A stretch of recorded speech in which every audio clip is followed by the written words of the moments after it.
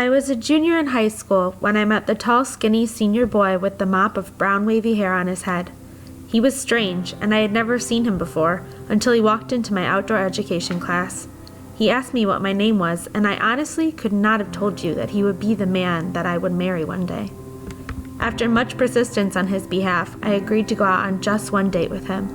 I enjoyed our conversations a lot more than I thought I would, and I started to fall for the boy with the mop of brown hair. His name was Josh, and by September 2010, we were officially boyfriend and girlfriend in the land of high school relationships. We spent every second we could together. He told me his dreams of joining the Air Force, and I told him that I was still figuring my own dreams out. He pushed me to be the best version of myself, and that's what I loved most about him.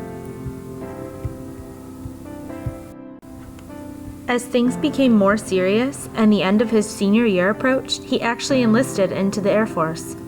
Before, it was just talk of dreams, things that might never happen, but now it was real. We discussed what we would do with our relationship. Things would be really hard. He got his date to leave for basic training in December 2011. It was only a month away, and he would miss Christmas, New Year's, Valentine's Day, our birthdays, my graduation. I was only 17 years old, and I did not know if I was cut out for the struggles of a long-distance relationship. There was no cell phones or communication for 8 weeks. He was going to have a few minutes to call every other week, but of course I couldn't take up all of his time. I was just his girlfriend, and he had a family that missed him just as much as I did. On Christmas, I can remember sitting in my car bawling my eyes out as I looked at my phone. It flashed across the top of the screen. Missed call. I'd missed his one call on Christmas. I had never been so devastated. It was May 2012 when he got orders to Luke Air Force Base in Arizona. It was the first base on his wish list. I was heartbroken. 1,800 miles away. 25 hours. But we were going to get through this. I enrolled in community college to get my associates, and we talked about how we could get married someday. I visited him every March and July, and he visited Illinois every May and December. It was routine, and it was working. We had become such strong people independently, and when we were together, we were even stronger. June 2014 is when he finally proposed. We were so ready to be together, but had one more obstacle in the way. He was deploying to the Middle East for 7 months while I stayed home in Illinois to plan our wedding. It was our first significant time difference. By the time I was done with school, he was headed off to bed.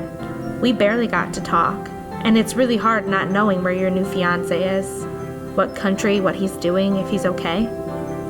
But in February, he came back to the States. I bought the most expensive plane ticket of my life. Huge life changes were coming. We had 2 weeks to find a home, buy a car, furnish the home, and then we flew back to Illinois for a short amount of time. On April 11th, 2015, we were finally married. We loaded up my car, and 2 days later, we began our journey to our new life together. All through Illinois, Missouri, Oklahoma, Texas, New Mexico, and Arizona, I couldn't stop thinking about one thing. For the rest of this year, there will never be a tomorrow that I have to say goodbye and get on a plane, or watch him get on one. We were finally together. We had survived our beautiful, incredible, terrible, trying, strengthening long-distance relationship.